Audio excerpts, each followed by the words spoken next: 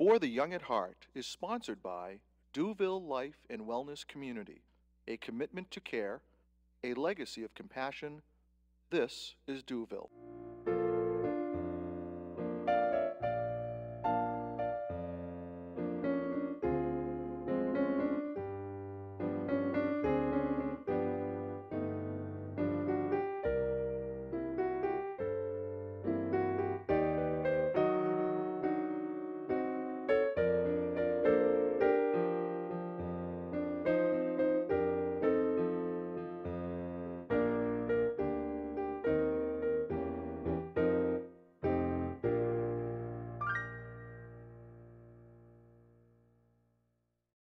Hello, welcome to For the Young at Heart. I'm Lucille Jerome. On today's program, we're going to be meeting Mary Mello. She's one of the last mill girls, and we're going to be talking about what life was like for her and other people back then, and talk about her family. And I'm going to leave it up to her to tell you how old she is. Thank you, Mary, for coming today. You have a wonderful history, and I was hearing about it before. Tell me a little bit about what it was like growing up before we get into some of the mills. You said you left school early and you went to work in the mills. How old were you? I was 6 or 7 years old when I went to work when I went to school. Right. And I only spoke Portuguese. And you only spoke, okay. And I had to learn the American language. Right, you The did. teacher would stand you in front of a point with a pointed stick. Okay. At the board, and you'd say whatever you were, the sounds or whatever, and Right. the boys sometimes didn't pay attention, and she'd whack her with the stick on the shoulder. Okay. Those days were different. Pay attention. You pay attention, that's right. And I remember you telling me that you left at the age of 16 to go to work. How did that come about? Well, my mother died when I was 15, and I took care, there was 6 of us, so I took care of the kids and the house. My mother taught me house cleaning and all that from when I was young, and a little bit of cooking. So I was able to take care of the family. And then when I was 16, I decided I want to go to work. I want to get a job and earn some money. So I went looking for a job at the New Market Silk Mold on Market Street. And the Paul Whittier was the man that did the hiring, and he would walk. There'd be people all the way down Market Street to the police station looking for work. Right. You'd said that. A lot of the lines from the different mills, I mean, we have this whole All the outline mills, here. They were all lines. No matter where you went, Right. you'd see lines of people looking for work. Right. So if you didn't get hired at one mill, you might get hired at another. No, you never knew. Right. So you were looking for work. Right. And you got to work at the New Market Mill, you Oh said. yeah, I got hired. Okay. What was your first job? Well, they put me on learning to weave with a lady, and so I learned how to weave from her, but I was kind of leery about when threads broke on the frame, they would break, and you have to put them through the reeds and the harness, and I could do a few if the way she taught me, but what if a lot of them broke? What was I going to do with all those? She didn't teach me all that. And what you do is when that happens, you put up a stick, and a lady comes, or a man, that does that, and they come and straighten it out. Oh, okay. But she didn't tell you all that, No, so she you didn't want to do That's the part that. she didn't teach me, so I was leery about it. Okay. So when I told the boss that I would like to do something else, he put me on as a battery hand. Okay. Battery hand is you put the spools on either a wheel or a shuttle. So I became a battery hand. I enjoyed it. I did that for a while.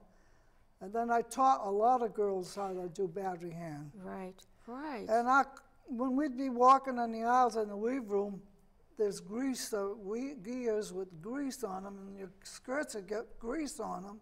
You have to go home and put lard on them and wash your clothes by hand them days. You might want to say what lard is, because I don't know some of the younger people who might be watching this, I don't know if they know what lard is. Well, that's a type of fat, isn't it? Well, in those days, lard was made from the fat of the pig. Right, right. And then it would get hard, and it became lard. It was white. Right. And that's what you used to clean off the grease. with the grease. Okay. Yeah. All right. And then days you didn't have Crisco, it was lard. And lard would come like you buy butter and stuff like that. It'd be, but it was light. They didn't have Tide to go. No. Okay. So I became a battery hand, and then I taught a lot of battery hands how to do battery work. Right. So then one day I'm coming down by Pollard's in Lowell, the store I don't go to get my bus. So I'm on Merrimack Street, and they had slacks. Oh, I said, boy, I went in and I bought myself 3 pair of slacks and tops. I said, I'm going to wear those to work, and then they'll be clean, but they were neat looking. Right. So right. I went to work with slacks. So one day the superintendent of this work came to me and he says, Mary, he says, you girls, because all the girls stopped buying slacks. The battery hands stopped wearing slacks. Says, you girls all look nice. He says, that was a good idea. And he was happy about it, and Right. I was happy that he came over and told me he liked the idea. Yeah, right. Well, you started a trend. And you actually saved a lot of the women from have to using that heavy-duty lard on yeah. dresses. Oh, yeah. You know? That's what they did. Right, right. Yeah. So you became a trendsetter for the slacks in the mill that you worked at. Yeah, the new market And- mill. And then you, but other things happened too, because it sounds like you were teaching other women and people what to do.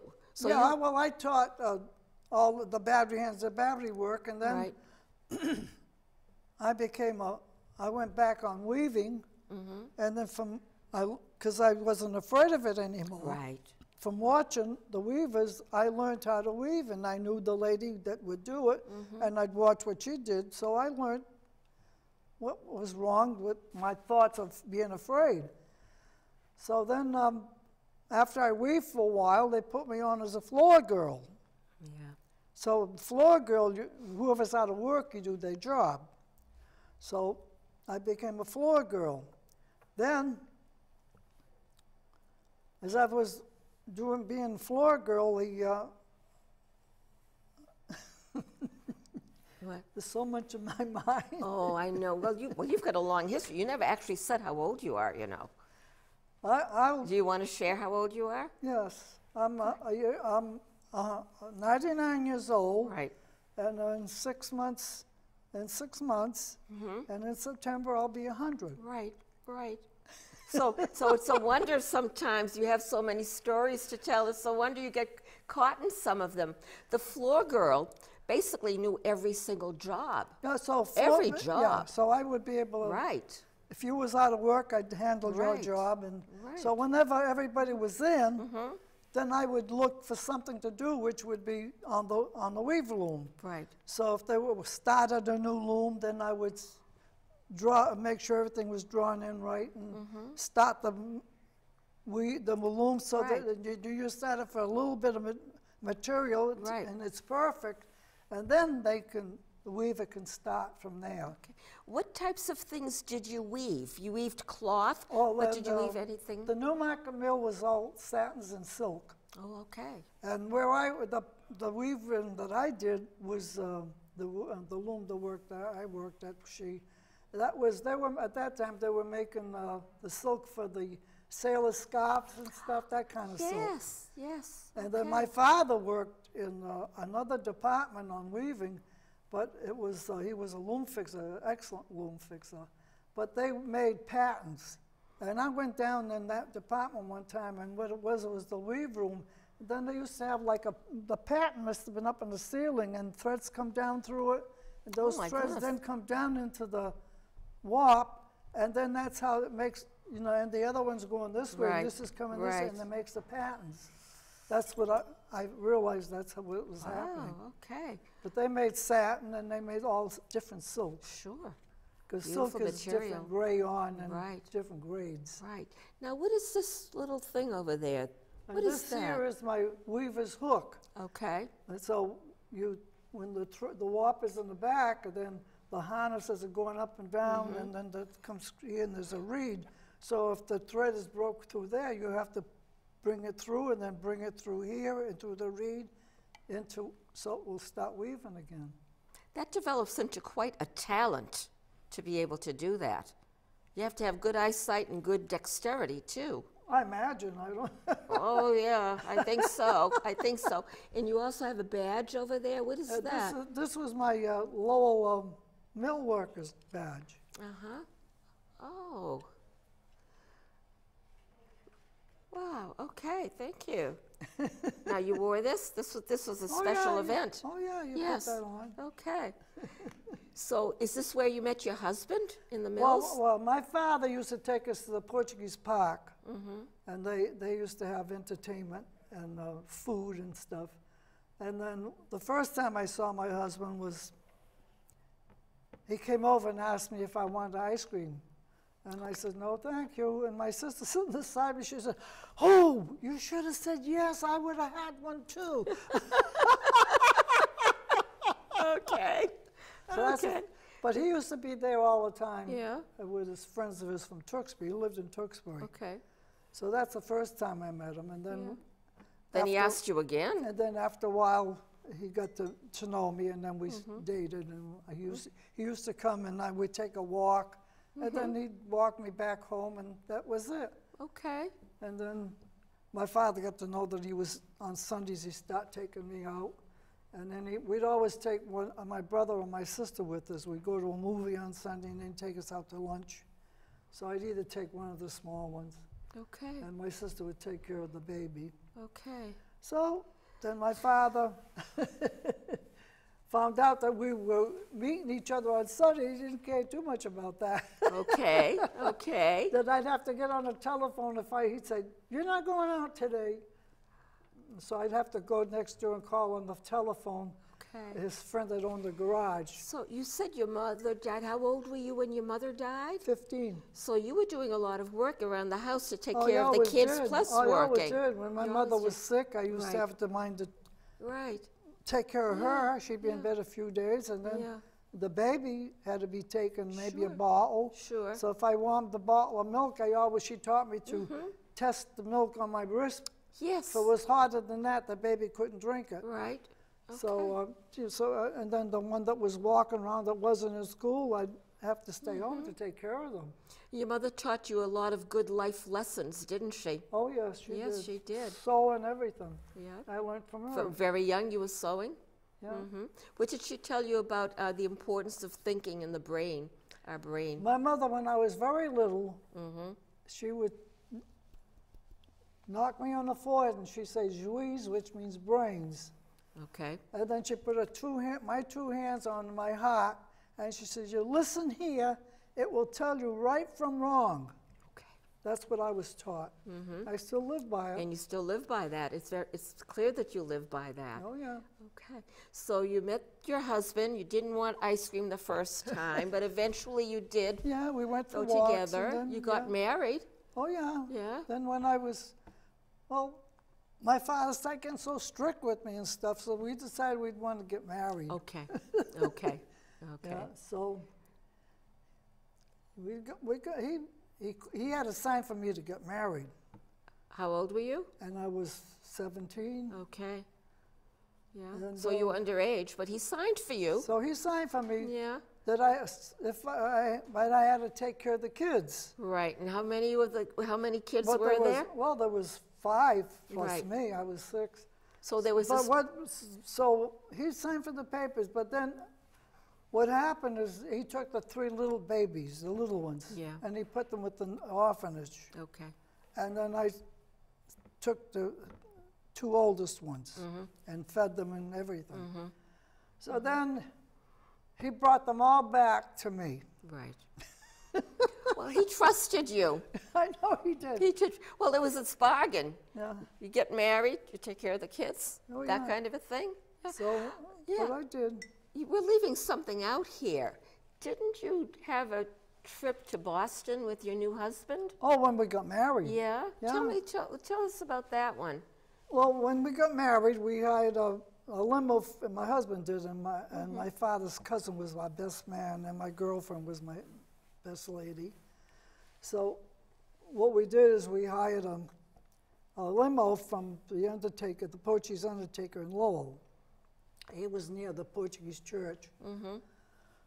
So we had the limo for the day, and went to church, got married, and then we went to Page's Clock and Lowell. Page's Clock, and right in Lowell there's a clock. Upstairs was Page's Restaurant. And upstairs in Page's Restaurant, we went to dinner with my husband and I and the couple, and the limo driver came up with us. So we had our dinner there, and then we left there. We went to meet my husband's grandmother and grandfather that he had lived with in Tewksbury, and then we went to Boston. And I believe it was Blackstone the Magician that we saw was in the movie. Yeah. Then we came back home in the limo. So you were helping out with your mom. She passes away. You're taking care of the younger children. You meet your husband and marry, and you're still taking care of the other children. Yeah. Plus, you end up having your own children too, and working in the mills. You have a lot of strength of character. So do you get that? You got that from your mother and your dad, mostly? My father's he was an excellent father, but he really wasn't like a homebody. Okay. But he was excellent. Plenty of food, well taken care of, and he was good to us. But with at some point he retired, didn't he? Huh? At some point did he come to live with you when he retired? Your dad? My father retired. He was married. He married 2 times afterwards. Oh, okay, okay. When he married, Okay, because I have 2 half-brothers. okay. He married a younger girl, a woman that at one time, after I was married, the 2 girls were, and they were over at there's an orphanage in Lawrence, and that's where they went to live. That was St. Anne's. That was St. Anne's in yeah? Lawrence. Well, he brought my sisters and my 2 sisters and my little brother there. Right. And that's where he met Irene, that had a daughter there, but she worked there. Okay, So they got married, and then they moved to Lowell. okay, Yeah. okay. So all in all, when you think about this, and I was looking at this wonderful picture of all the mills that lined the river. It is. Oh, I remember. It's unbelievable how many there were. Oh my, the whole thing, Right. right up to the bridge. I know. And that's not all. There were others on other streets too. On other streets. That's right. Oh, the That's different right. streets, and where back Central Street there was Right. mills, Market Street. Right. They were all over. And they were all busy. They were all busy every day. Busy, busy, busy. Right. They made cotton. They made silks. They made the cracks, cookies, and Yeah. the way up Central Street, Jackson Street. That was they made cookies and stuff. Yeah. Somebody showed me Argyle socks that were made in one of the mills, but I don't know where that would was. be on the Merrimack Riverside. Argyle socks. Yeah. Yeah. Yeah. So what are some of your happy memories? You told me you will have you don't have any sad memories. I don't know. No sad memories. No. The only sad thing that ever happened to me was the day my mother died. Right. I'm the one that took her sent her to the hospital and everything. Yeah. That'd be and when she died, and the day that she died, my sister and I was at the hospital and she was dying. Yeah. And to me, that's the saddest thing in my life. Right. Right. You still have her in your heart, though. Oh, she's still always. in your heart. Oh yeah. Yes. Always. You learned a lot from her. I She did. taught you a lot. I sure did. Yeah. Yep. She had them days too. You know, there's always cloth in the house. People worked in the mills. Right. And her having a lot of children, and she liked to sew and stuff. They used to bring material to her. And she used to make her drapes. She made her bedspread. She made everything. Our clothes. Did you learn how to sew on those old the treadle sewing machines? Oh, I made my baby clothes when I was pregnant. I made all my baby clothes, and I used a treadle machine. When I made all my baby clothes. We used to use cotton. Right. And I made the cotton nightgowns and stuff, and then I'd embroider them with embroidery around the necks and the sleeves and stuff. Yeah. That's why I'm more of a homebody. Right. I enjoy making crafts and knit. Yeah. Yeah. In Florida, I used to crochet and knit, and I used to knit socks and hats. I used to give them to my friend from the veterans, and she used to they used to bring it to the hospital for the veterans. And I'd make stuff, and then the women's club would have a fair, and they sell the stuff, and Yeah. they do give money to scholarships or veterans. Oh, good. Yeah. That's what they used to do. Yeah. Today, they don't do things like that. Well, there's still some of that going on. There's still different charities and things that people make. Oh, the things. charities, but I But, you mean, know- as far as a group of people, Oh, you know, okay. or even a club, like our club, Club. they go to sit down and eat, and they do more drinking and dancing, and they don't talk about making stuff. Okay, okay. Maybe some of the senior centers do that. Maybe they have a women's Oh club yeah, at a the senior center, center. they might have a group. They might There's have a group there. here and there. But you're saying individual groups somewhere Yeah, else on their individual, own. yeah, like- right. Yeah. Like I used to sit at home and make things and give Yeah. them. Right. Right. Okay. Huh. Maybe we have to get something like that going again. I don't know. I always do things at Yeah. home anyways. Yeah, you do. But at some point, did you retire to Florida? At Oh, some yeah, point, you my and your husband? when I wasn't ready to retire, but he was. He says, Mary says, I'm thinking of retiring. And that was in 77. Mm-hmm. And he said, and he had planned everything and found out just how much he was going to have, which wasn't too much. Mm-hmm. And he said, now, this is what I'm going to have. He said, do you think we could live on that? I said, Al, whatever it is, we have to learn to live with it. And that was it. Living within your means. That's right. That's right. People were taught that.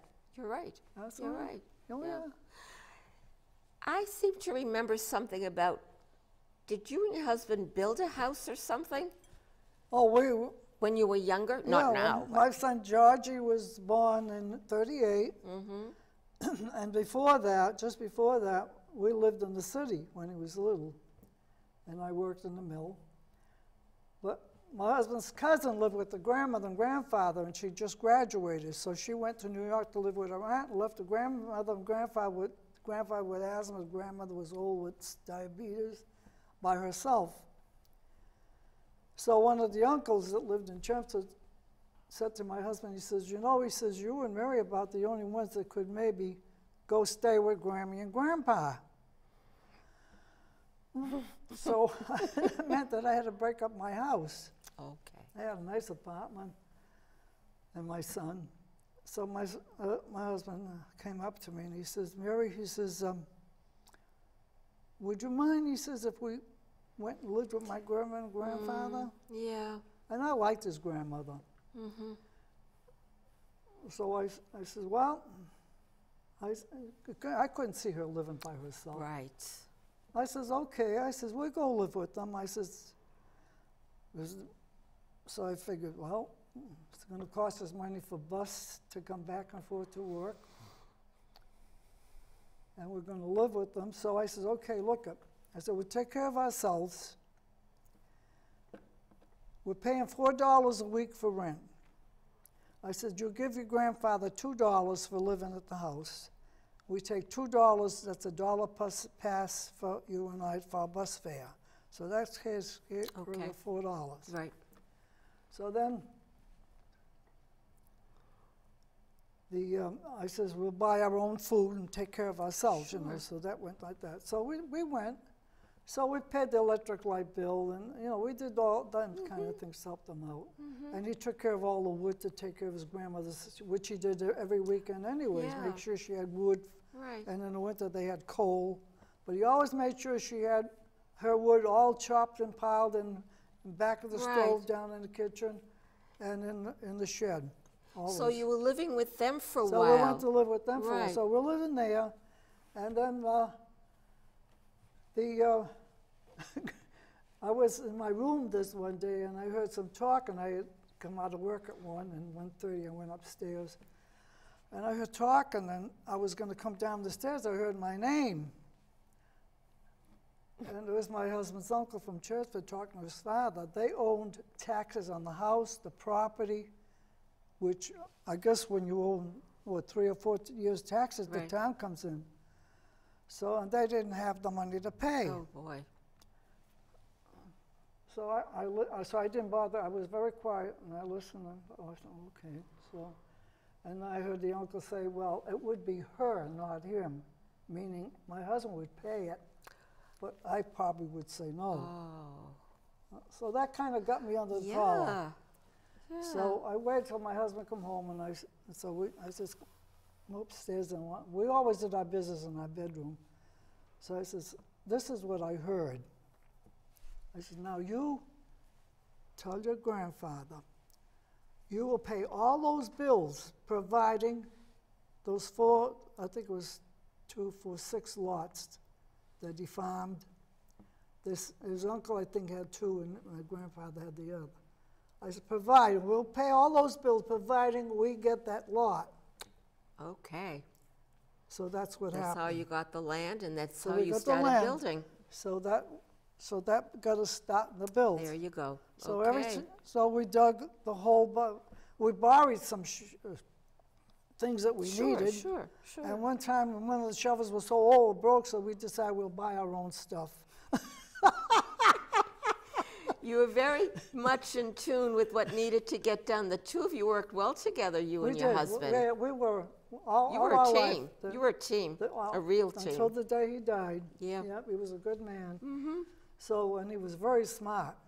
It sounds like it. He could do a lot. Repair cars, do anything.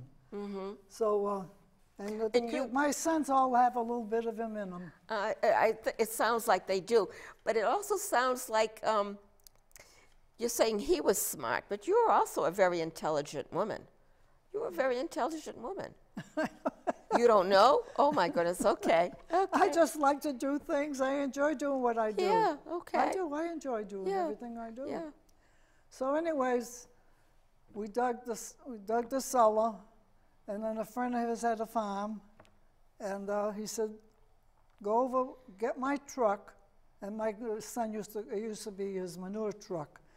And my son would go with him. He was a baby. And he'd say, the poop truck. He called it, go on the poop truck. So he got rocks from all the walls. Yeah. And we built. So he taught me. He dug the cellar. Then his uncle showed him how to start the wall. Yeah. So he put the wall. Started doing it. And I would go behind him and slip pieces of where the rocks meet. Sure. Make sure it was secure. Sure. I'd go behind him. Then we'd mix cement all by hand, and I would help him do that. And then a friend of his had a business. It was going with his uncles. He was an older man. He had a business with going to Boston, and he was tearing down the houses in Boston. So there was some beautiful, wood. Sure. Nice wood. So every time he had a load of wood, he would deliver it. And that's how we built our house. Mary, believe it or not, I'm glad we got off the poop talk, because we're actually going to be winding down right now. And it sounds, we've covered a lot of territory in your life, in your 99 years. I want to thank you so much for coming and sharing your life with us. Working in the mills, a very important part of your life. Oh, yes. Your mom dying, another very important part of your life, but she's in your heart. Always. And that thing she taught you, your heart Yep. and your head together, you know? Oh, yes. That's helped you pick out the husband for yourself. Everything you learned along the way. Thank you again for coming. Thank you for watching. I hope you've learned something about what it was like to work in the mills and something about what the Merrimack Valley was like in those days. Take care. Bye-bye. Thank you. You're welcome.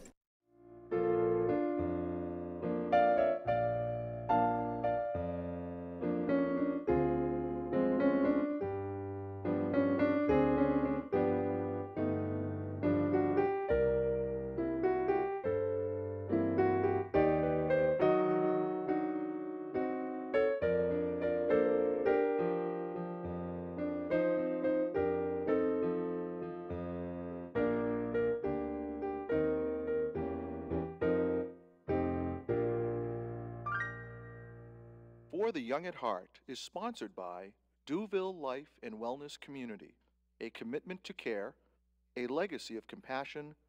This is Duville.